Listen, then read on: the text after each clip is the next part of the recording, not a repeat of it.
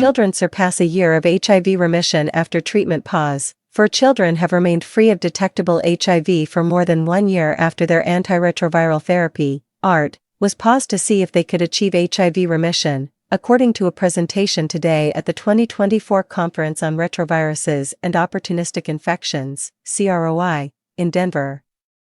The children who acquired HIV before birth were enrolled in a clinical trial in which an ART regimen was started within 48 hours of birth and then closely monitored for drug safety and HIV viral suppression. The outcomes reported today follow planned ART interruptions once the children met predefined virological and immunological criteria. These findings are clear evidence that very early treatment enables unique features of the neonatal immune system to limit HIV reservoir development, which increases the prospect of HIV remission, said NIAID Director Jean Marazzo, MD. MPH. The promising signals from this study are a beacon for future HIV remission science and underscore the indispensable roles of the global network of clinicians and study staff who implement pediatric HIV research with the utmost care. Advances in ART have significantly reduced perinatal HIV transmission when a child acquires HIV while in the uterus, during birth, or through the consumption of milk from a lactating person. If transmission does occur, children must take lifelong ART to control the replication of the virus and protect their immune systems from life-threatening complications. Typically, interruption in treatment will lead to rapid resumption of HIV replication and detectable virus in the blood within weeks. However, in 2013, a case report described an infant born with HIV in Mississippi who initiated treatment at 30 hours of life, was taken off ART at 18 months of age, and remained in remission with no evidence of detectable HIV for 27 months. Building on the observation that very early ART initiation may limit HIV's ability to establish reservoirs of dormant virus in infants, researchers began an early-stage proof-of-concept study of very early ART in infants conducted in Brazil, Haiti, Kenya, Malawi, South Africa, Tanzania, Thailand, Uganda, the United States, Zambia, and Zimbabwe. Previous publications from the clinical study showed that ART initiated within hours of birth was safe and effective at achieving and maintaining HIV suppression. A small subset of children achieved sustained HIV suppression and met other predefined study criteria for interrupting ART. These criteria include a durable absence of HIV replication from 48 weeks of ART initiation onward, no detectable antibodies near the time of ART interruption, and having a CD4 T-cell count, the main immune cell target of HIV, similar to those of a child without HIV.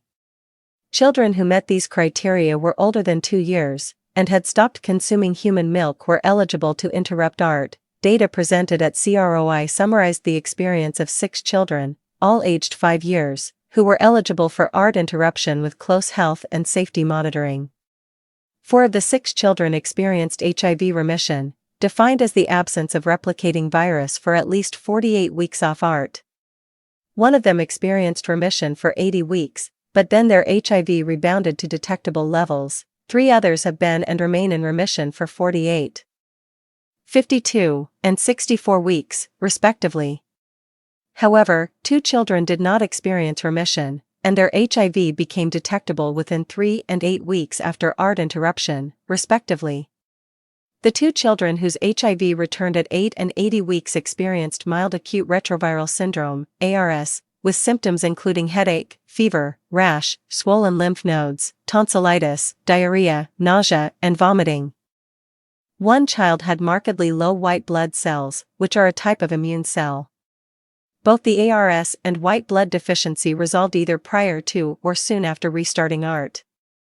The 3 children who experienced viral rebound resumed HIV suppression within 6, 8, and 20 weeks of restarting ART. This is the first study to rigorously replicate and expand upon the outcomes observed in the Mississippi case report, said lead study virologist Deborah Persad, MD, professor of pediatrics at the Johns Hopkins University School of Medicine and director of the Division of Pediatric Infectious Diseases at Johns Hopkins Children's Center, Baltimore. These results are groundbreaking for HIV remission and cure research.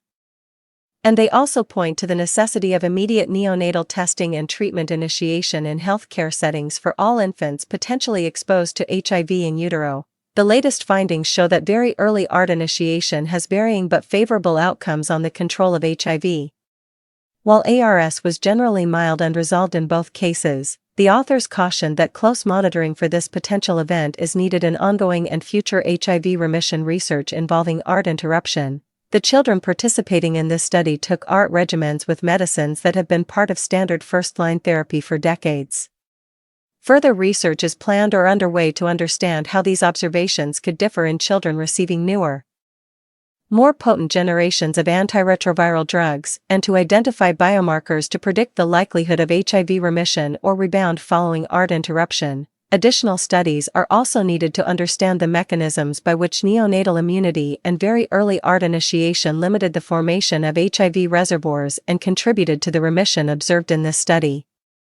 ART shifted the HIV care paradigm, but treatment is a long road, especially for children as lifetime HIV survivors, said Adeottota Kekatayanwa, MBCHB, MMD, Emeritus Clinical Associate Professor in the Department of Pediatrics at Baylor College of Medicine, study investigator of record and clinical research site leader in Kampala, Uganda.